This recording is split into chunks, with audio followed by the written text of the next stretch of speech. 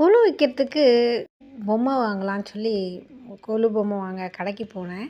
கடை நடத்தின அம்மா, நாங்களும் எங்கள் வீட்லேயும் கொலு வச்சுருக்கோம், வாங்க பாருங்கள் அப்படின்னு சொல்லி குங்குமம் ரவிக்க விட்டு அப்புறம் அந்த வளையல் எல்லாம் வச்சு கொலு பார்க்க வந்திருந்த அத்தனை பெண்களுக்கும் தாம்பூலம் கொடுத்து அனுப்பிச்சாங்க.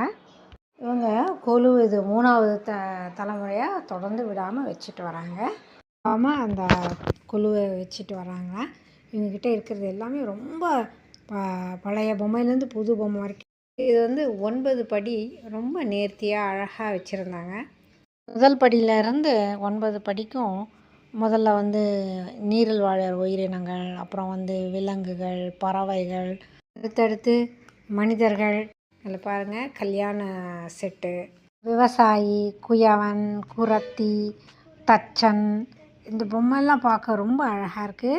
மகான்கள், முனிவர்கள், தேவர்கள், ரிஷிகள் பொம்மைகள். மேல் படிக்கட்டில் தெய்வ, இங்கே பாருங்கள் அழகான மரப்பாச்சி பொம்மை அழகாக இருக்குது பாருங்கள்.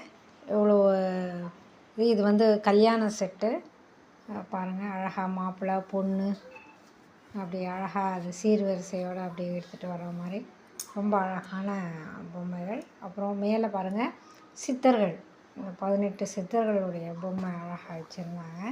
எவ்வளோ அழகாக இருக்குது பாருங்கள். அப்புறம் இது கலசம் வச்சுருக்காங்க. அப்புறம் இங்கே பாருங்கள், கிருஷ்ணர் கோவர்தனகிரி மலையை அப்படியே சுண்டு விரலில் தூக்கி நிறுத்தின அந்த அப்படியே செட்டு அப்படியே இருக்குது பாருங்கள். இங்கே பாருங்கள், கிருஷ்ணர் அப்படியே தூக்கி நிறுத்துகிற மாதிரி.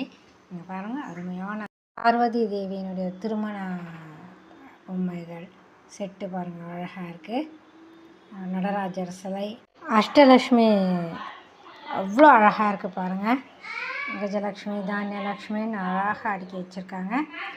அப்புறம் மேலே பாருங்கள், அழகாக ஆழ்வார்கள், அப்புறம் பெருமாள் அப்படியே செட்டாக அந்த வரிசையை வச்சுருக்காங்க. ரொம்ப அழகாக இருக்குது.